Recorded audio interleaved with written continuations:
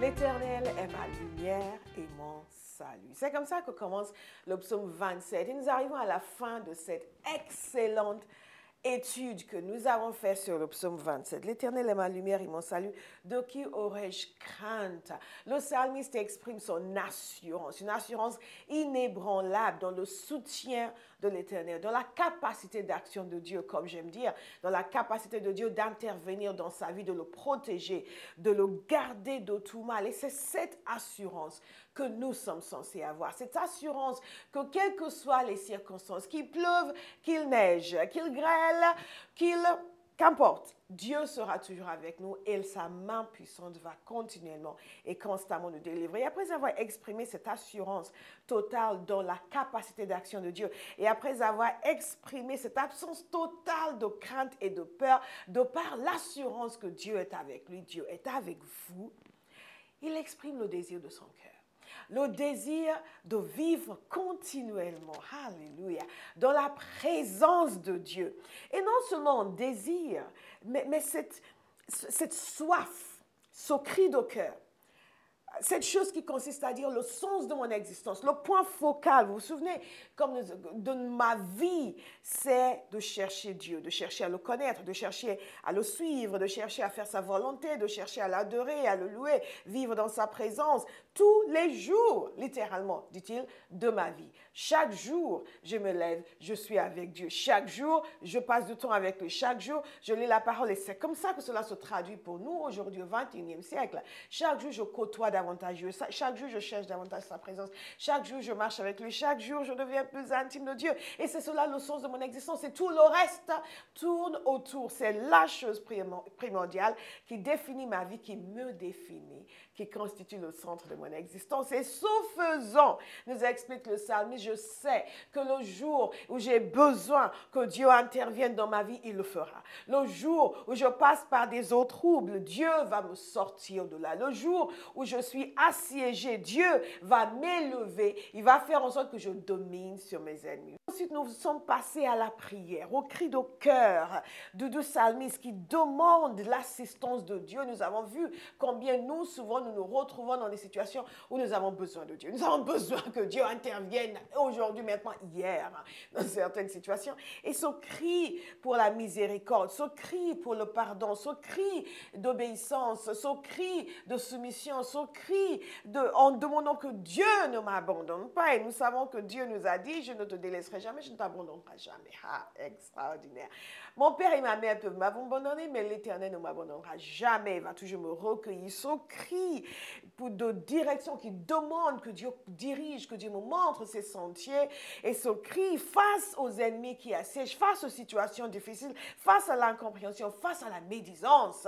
Et à tout ce que nous pouvons voir et à tout ce à quoi nous pouvons être confrontés dans notre existence, il y a toujours un cri et le cri de la délivrance. Et nous terminons en beauté. Nous terminons, nous, avec de nouveau l'assurance du salut, l'assurance de la délivrance. Et je veux que quelqu'un qui m'écoute aujourd'hui ait cela dans son cœur, que lorsque nous crions à l'Éternel, l'Éternel nous répond.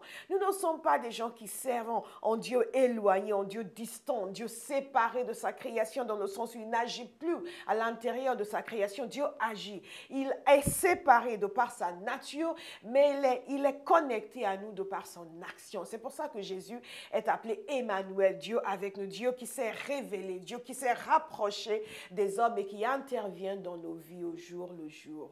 Le psalmiste continue en disant ceci au verset 13. Oh! Élisée, il y a un point d'exclamation. Oh! Je répète, point d'exclamation. Oh! Si je n'étais pas sûr de voir la bonté de l'Éternel sur la terre des vivants. Et il dit, espère en l'Éternel, fortifie-toi et que ton cœur s'affermisse, espère en l'Éternel. Il y a quelqu'un qui me regarde aujourd'hui qui a besoin d'espérer en l'Éternel, qui a besoin de s'attendre à l'Éternel, qui a besoin de savoir que quel que soit ce par lequel il passe, l'Éternel est présent et l'Éternel va l'en délivrer. Le malheur attend souvent le juste, nous dit la parole de Dieu, mais l'Éternel en délivre toujours. Et si vous marchez avec Dieu aujourd'hui, dites l'Éternel l'Éternel m'en délivre toujours. Et cette situation dans laquelle je me trouve, l'Éternel m'en délivre. Et quel que soit ce à quoi je suis confrontée cette année, l'Éternel va m'en délivrer. Ce n'est pas la difficulté qui pose problème, c'est notre capacité de réagir dans la foi face à la difficulté. Et la foi est importante parce qu'il déclare ici, oh, si je n'étais pas sûr de voir la bonté de l'Éternel. Dans certaines traductions, ils essaient de nous faire comprendre ce qu'il est en train de dire. Ils disent, ah, je me serais évanoui si je n'avais pas l'assurance que j'allais voir la bonté de l'Éternel. Et c'est une façon de dire que cette assurance que je vais voir la bonté de l'Éternel, c'est ce qui m'a permis de tenir.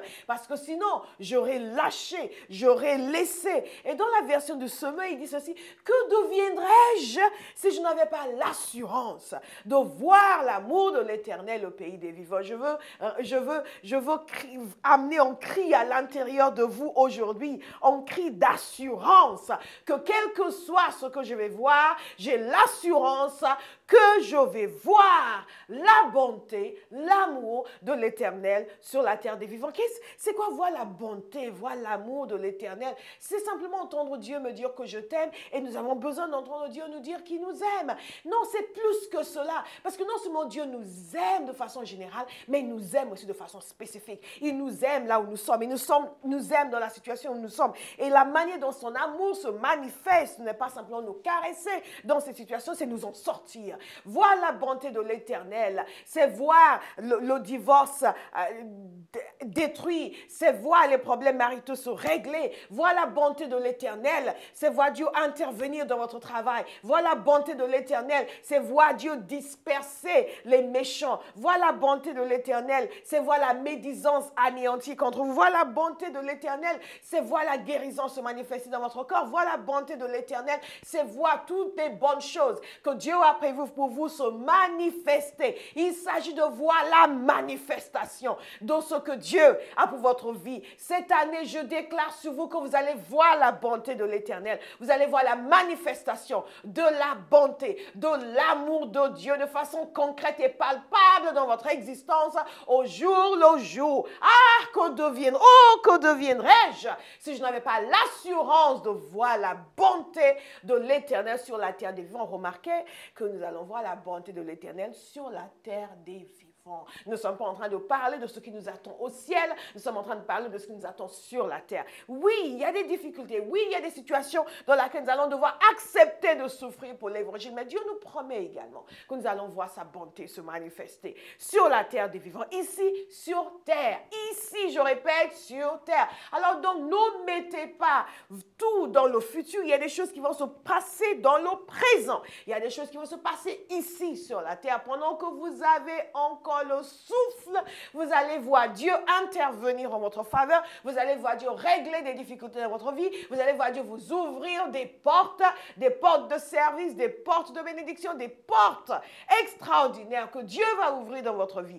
N'oubliez pas d'où vient tout cela. D'où cela vient? De cette décision du psalmiste de vivre pour Dieu, de vivre en Dieu, de marcher dans l'intimité de Dieu, de ne pas passer son temps à chercher des choses, mais de passer son temps à chercher celui qui est à l'origine de toutes choses. Et si vous décidez que vous allez passer votre vie à vivre auprès de, chercher, côtoyer, aimer celui qui est à l'origine de toutes choses, il va faire en sorte que tout le reste soit assuré. Ah, j'ai l'assurance que je verrai la bonté de l'Éternel sur la terre de vivants. Cette assurance me fait penser à quelque chose.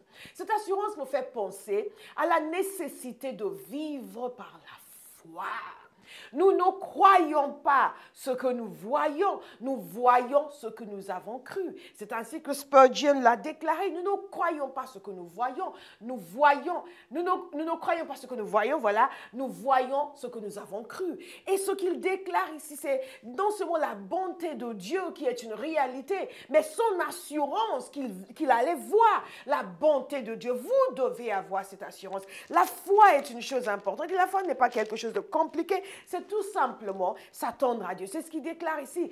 Attends-toi donc à l'Éternel. Espère en l'Éternel. Fais confiance à l'Éternel. Sache que l'Éternel va intervenir. Donc, tu te positionnes dans une attitude qui consiste à dire que je sais que mon Rédempteur vit, comme a déclaré Job. Je sais qu'il va agir en ma faveur. Je crois que quel que soit ce à quoi je suis confronté en ce moment, je n'ai pas peur, je n'ai pas de crainte. Je ne pense pas que je vais me noyer, comme nous avons dit la semaine dernière. Je ne pense pas que ce soit la fin de l'histoire. Je pense que ce n'est que le début et le commencement de l'histoire, parce que Dieu seul a la fin de l'histoire. Dieu seul est celui qui peut fermer la page et celui qui peut fermer le livre. Et tant que Dieu n'a pas fermé le livre, il y a encore une page de mon histoire à écrire. Il y a encore une page à écrire.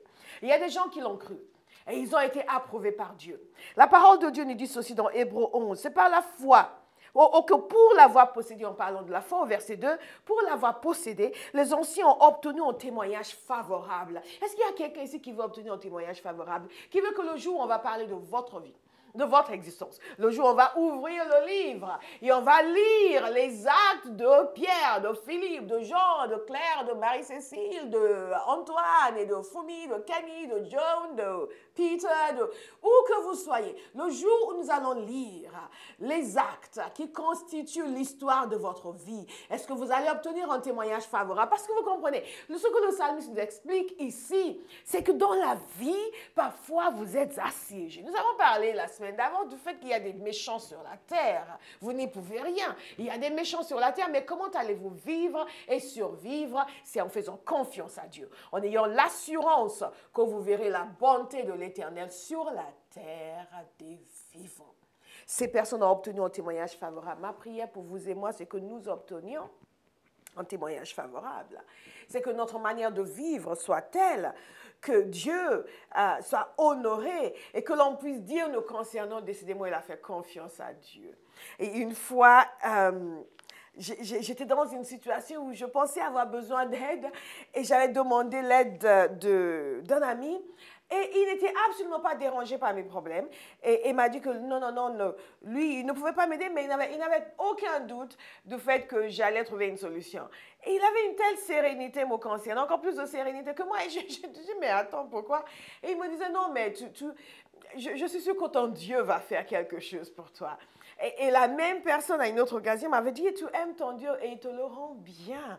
Et j'ai bien aimé cette expression, tu aimes ton Dieu et il te le rend bien. Et c'est ce que le psalmiste nous dit ici, lorsqu'il parle du fait que lui, il va vivre dans la maison de l'Éternel pour contempler la magnificence de l'Éternel, car au jour du malheur, Dieu intervient en sa faveur. Tu aimes ton Dieu et il te le rend bien. Sachez que vous ne pouvez pas trop aimer Dieu. Vous ne pouvez pas lui être trop fidèle. Vous ne pouvez jamais être plus fidèle envers Dieu que Dieu ne puisse l'être envers vous. Comprenez cela. Vous déversez en Dieu, vous déversez votre vie, vous dépensez votre vie sur Dieu, vous allez le voir agir et intervenir dans votre vie. Donc, la difficulté avec nous, c'est que nous voulons que Dieu fasse, nous ne voulons rien faire. Nous avons vu la semaine dernière l'obéissance, la repentance et comment ces choses nous positionnent pour la victoire, nous positionnent pour expérimenter la puissance de Dieu dans nos vies. J'ai tellement envie de communiquer cela parce que vous savez, quand vous arrivez à mon âge, oui, je ne fais pas mon âge, merci beaucoup, mais quand vous arrivez à mon âge, vous avez déjà l'occasion, vous avez déjà eu l'occasion de vivre des choses et d'en voir de toutes les couleurs, des vertes et des pas mûres, et de vivre des expériences avec Dieu et de pouvoir dire non, j'ai été jeune, je suis vieille, peut-être pas entièrement vieille encore, mais je suis vieille et je n'ai jamais vu le juste abandonné ni sa descendance, mon Dieu, son pain. Je n'ai jamais vu le juste abandonné. Je peux témoigner que l'Éternel ne m'a jamais abandonné. L'Éternel ne va jamais vous abandonner parce que nous servons le même Dieu. Il ne fait exception de personne. Il aime et il aime totalement. Il aime parfaitement. Il aime complètement. Et il vient au secours de ceux dont les cœurs lui sont entiers. Il vient, il les soutient. La parole de Dieu nous dit que l'Éternel promène ses regards sur toute la terre. Oh, Shabaraba. Pour soutenir ceux dont les cœurs sont tout entiers à lui. Nous avons besoin de vivre de telle sorte que nos cœurs soient tout entiers à lui. La parole de Dieu nous déclare que Abraham était de ces personnes dans une situation qui semblait être sans espoir. Et au départ, il avait dû douter. Mais il est arrivé à un moment où il a fait confiance à Dieu. Et parce qu'Abraham a fait confiance à Dieu, Dieu l'a sorti d'une situation qui semblait impossible. Ce que l'homme est incapable de faire, ce qu'aucun médecin ne peut faire, ce qu'aucun ami, aucun frère, aucune sœur ne peut faire, Dieu a fait pour lui. Dieu lui a donné des promesses.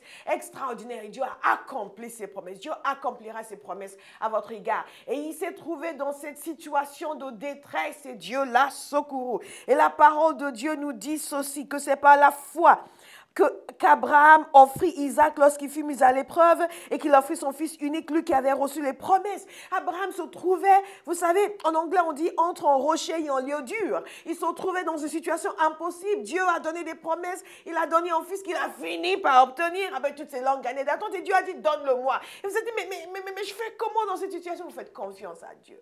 Et Abraham a fait confiance à Dieu et Dieu a agi en sa faveur. C'est quelque chose d'extraordinaire.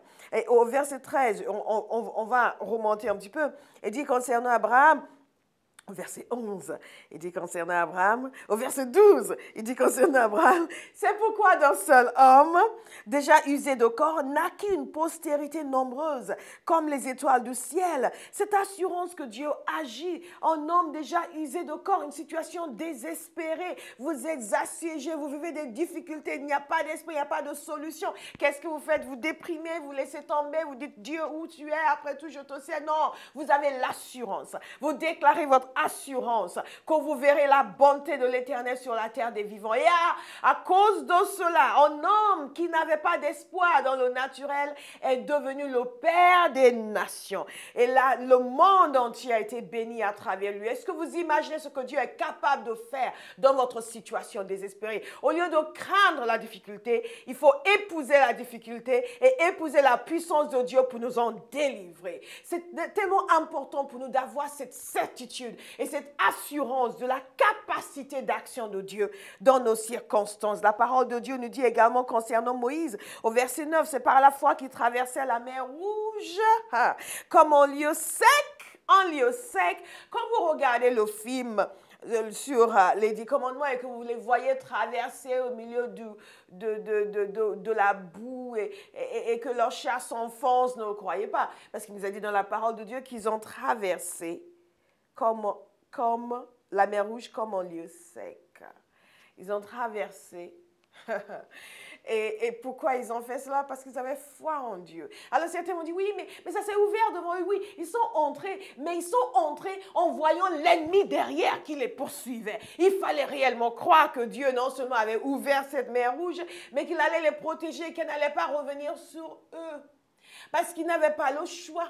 Ils étaient face à la mer et derrière eux, il y avait les ennemis qui poursuivaient. Alors, où Dieu réellement avait fait un miracle, ils allaient entrer là et être sauvés, ou ils allaient être massacrés par les ennemis derrière. Et ils ont choisi de faire confiance à Dieu. Je vous invite aujourd'hui à faire confiance à Dieu dans votre situation. Faites confiance à Dieu dans toutes les situations que vous allez connaître et que vous allez vivre en cette année, parce que Dieu est capable d'agir. Comme en lieu sec, tandis que les Égyptiens qui tentent de passer furent engloutis. Je déclare sur vous aujourd'hui que tout ce qui se tient contre votre vie sera englouti. Totalement et complètement englouti dans le nom puissant de Jésus. Nous voyons donc la capacité d'action de Dieu. Nous voyons la nécessité de lui faire confiance. C'est à cause de cette assurance. Aussi, je n'étais pas sûre de voir la bonté de Dieu sur la terre des vivants. Qu'est-ce que j'aurais fait? J'aurais laissé tomber, j'aurais abandonné. Et en dépit du fait que Dieu est bon, je n'aurais pas vécu sa bonté si je n'avais pas la certitude, si je ne savais pas, si je ne croyais pas, si je n'avais pas l'assurance, si je n'avais pas décidé de lui faire confiance, décidé aujourd'hui de lui faire confiance. Et continue en disant ceci. Nous revenons dans le psaume 27. Parce que ce qu'il dit ici est vraiment puissant. Et nous avons besoin de retenir cela dans nos vies. Parce qu'il y a un processus, vous comprenez? Il y a un processus de délivrance. Ce n'est pas, oui, j'ai confiance, et demain tout de suite tout change. Non, il y a un processus, il y a un temps où on s'attend à l'Éternel. Il y a un temps où on va exprimer sa confiance et on va attendre que Dieu agisse. On va s'attendre, on va être dans l'expectative. Ici, il nous a dit ceci. Espère en l'Éternel. Allez, écoutez-moi bien. Espère en l'Éternel.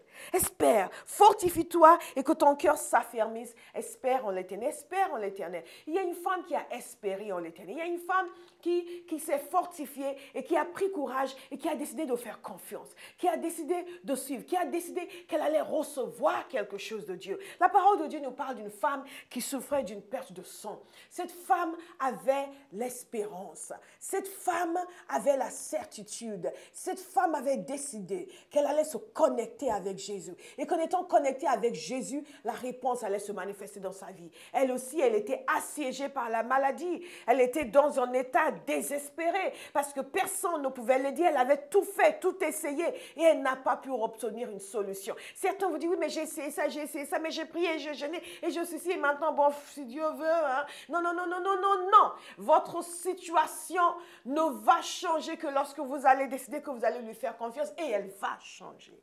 Cette femme a décidé qu'elle allait faire confiance à Jésus. Tout ce qu'elle voulait, c'est être connectée avec Jésus et elle l'a suivi. Le maître allait tranquillement sur son chemin. Il avait d'autres choses en tête. Il ne pensait pas du tout à elle.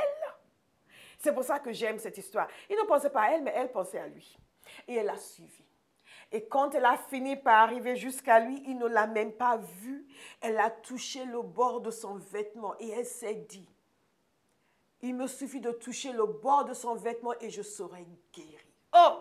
Et elle a touché le bord de son vêtement et elle a été guérie instantanément. Parce qu'il n'a pas cessé d'espérer en l'Éternel. Parce qu'elle s'est attendue à recevoir quelque chose de Dieu. Attendez-vous à recevoir quelque chose de Dieu. Attendez-vous à ce que Dieu agisse dans votre vie, que votre cœur s'affermisse. J'aime beaucoup ces deux éléments ici. Fortifie-toi et que ton cœur s'affermisse. Nous avons besoin de courage. Nous avons besoin de force dans notre homme intérieur. Nous avons besoin de hardiesse, d'audace. Nous avons besoin d'être solides à l'intérieur. Souvent, les personnes disent, je fais confiance à Dieu, mais elles sont mortes à l'intérieur. Non, fortifie-toi, nous dit la parole de Dieu. Et Dieu nous donne cette force. Lorsque vous allez vers Dieu, dites, Seigneur, je te demande de me fortifier. Comment est-ce qu'on se fortifie? On se fortifie en méditant la parole de Dieu. Au fur et à mesure que vous méditez sur ce que Dieu a dit, ce que Dieu a dit sur sa personne, ce que Dieu a dit vous concernant, vous prenez courage, la force grandit à l'intérieur de vous et vous commencez à dire ce que Dieu dit au lieu de dire ce que dit la situation. Commencez à penser comme Dieu, à voir votre vie comme Dieu la voit et la force va naître à l'intérieur de vous et le courage va vous envahir. Et quand vous avez décidé, comme le psalmiste, que toute votre vie, vous allez vivre dans la présence de Dieu, que chaque jour vous le côtoyez dans sa présence, il élimine les choses néfastes qui sont à l'intérieur de nous et il dépose en nous la compréhension, la sagesse, la révélation de sa personne. Il dépose en nous tout ce dont nous avons besoin pour vivre comme il veut que nous vivions. Dieu ne nous a pas dit de faire des briques sans paille. Dieu nous donne ce qu'il nous faut pour avoir cette force et le courage nécessaire. Le psalmiste, la parole de Dieu déclare dans Ésaïe 40. Alléluia. Pourquoi dis-tu au verset 27, pourquoi dis-tu Jacob? Pourquoi dis-tu Israël? Et j'ai envie de vous dire aujourd'hui, pourquoi dis-tu Philippe? Pourquoi dis-tu Cécile? Pourquoi dis-tu Élisabeth? Ma destinée est cachée devant l'Éternel. Mon droit passe inaperçu devant mon Dieu. Malheureusement, c'est le chant de beaucoup d'enfants de Dieu qui ont l'impression que Dieu est soit parti en vacances ou il a déménagé pour aller vivre ailleurs. Là où ils entendent que Dieu agit, là où ils entendent que Dieu touche des vies, là où ils entendent que Dieu guérit, là où ils entendent que Dieu restaure, ils décident que Dieu a déménagé ou que c'est eux qui sont cachés. Dieu ne voit pas et Dieu n'entend pas et Dieu ne répond pas à leur prière. Dieu répond à votre prière. Il dit ceci, mon droit passe inaperçu. Pourquoi dis-tu mon droit passe inaperçu devant mon Dieu? Ne le sais-tu pas? Wow. Ne le sais-tu pas? Ne l'as-tu pas appris? C'est le Dieu d'éternité, l'Éternel, qui a créé, wow, les extrémités de la terre. Il ne se fatigue point. Il ne se lasse point. On ne peut sonder son intelligence. Écoutez au verset 29. Il y a quelqu'un qui a besoin d'écouter ça aujourd'hui. Il donne de la force à celui qui est fatigué. Et il augmente la vigueur de celui qui tombe en défaillance. Les adolescents se fatiguent et se lassent, et les jeunes hommes chancellent. Mais ceux qui se confient en l'Éternel renouvelleront leur force. Ils prennent le vol comme les aigles. Ils courent et ne se lassent point. Ils marchent et ne se fatiguent point. Vous n'avez aucune raison de vous lasser. Aucune raison de vous fatiguer. Aucune raison de tomber en défaillance. Parce que la promesse que Dieu vous donne, c'est que lorsque vous lui faites confiance, lorsque vous décidez, que vous croyez, que vous verrez la bonté de l'Éternel sur la terre des vivants, dans n'importe quelle situation que ce soit, que vous décidez que vous n'allez pas laisser tomber, que vous n'allez pas laisser les circonstances dominer sur vous, mais que vous allez faire confiance à Dieu. Au milieu de vos larmes, vous allez dire, l'Éternel est ma lumière et mon salut. L'Éternel est ma lumière et mon salut. Oh Shamahan, je ne craindrai aucun mal. De qui aurais-je peur? De quoi aurais-je peur? Parce que Dieu agit en ma faveur. Et vous demandez à Dieu si vous vous sentez fatigué. Puis Seigneur, renouvelle mes forces. Et vous commencez à vous attendre à l'Éternel, à passer du temps dans la présence de l'Éternel, à demander à Dieu de vous instruire. Comme a dit le psalmiste, instruis-moi dans tes voies. Vous savez, Dieu nous donne tout ce dont nous avons besoin. La parole de Dieu nous dit qu'il nous donne tout ce qui convient à la vie et à la piété. Je vous invite à décider aujourd'hui que vous n'allez plus essayer de tout régir par vous-même. Vous n'allez plus ignorer ou laisser de côté les choses de Dieu pour vous occuper de votre vie et de vos affaires. Que vous n'allez plus mettre vos études en avant par rapport à Dieu. Que vous n'allez plus donner la priorité à votre travail par rapport à Dieu. Que vous allez donner à Dieu toute la priorité. Le temps que vous passez avec lui est la chose la plus importante de votre vie. Et c'est à partir de là que l'excellence vient dans tous les domaines. Parce que vous aurez côtoyé celui qui est à l'origine de tout bien. Et il dépose en vous ce dont vous avez besoin pour réussir dans tous les domaines de votre vie. Il dépose en vous ce dont vous avez besoin pour pouvoir agir avec sagesse à l'école, au travail. Il dépose en vous ce dont vous avez besoin pour pouvoir être une bénédiction dans votre génération. Il dépose en vous ce dont vous avez besoin pour triompher dans toutes les circonstances favorables ou adverses que vous allez rencontrer. Je vous encourage aujourd'hui à décider comme le psalmiste que c'est une chose que je cherche, que je désire ardemment. Et c'est une chose que je vais poursuivre. Je ne vais plus poursuivre les choses naturelles et mondaines. Je vais poursuivre la présence de Dieu, la communion de Dieu, l'amitié de Dieu, l'intimité de Dieu, la connaissance de Dieu. Et ce faisant, frères et sœurs, ce faisant, mes chers amis, vous allez voir Dieu intervenir royalement dans votre vie et faire ce que lui seul est capable de faire. Que Dieu vous bénisse et à la semaine prochaine. Shalom. Bonjour, je m'appelle Béatrice, je suis conductrice de louange à la compagnie Théophile et également partenaire. Alors qu'est-ce qu'un partenaire? Un partenaire, c'est quelqu'un qui désire réellement s'impliquer dans un ministère et vous aussi, vous souhaitez peut-être vous impliquer dans le ministère de la compagnie Théophile. Vous pouvez être partenaire de prière en vous engageant à prier régulièrement pour Pasteur Bola et toute son équipe. Et vous pouvez aussi être partenaire financier en nous soutenant ponctuellement ou régulièrement. Pour cela, il suffit d'aller sur la rubrique partenariat de notre site. Et vous êtes nombreux. Vous êtes nombreux à nous écrire de différentes nations, du Tchad, du Liban, de l'Algérie, de l'Afrique du Sud, de l'Angleterre.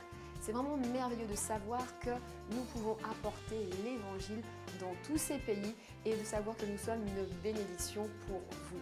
Alors si vous aussi, vous souhaitez y participer, vous savez ce qu'il vous reste à faire. Que Dieu vous bénisse.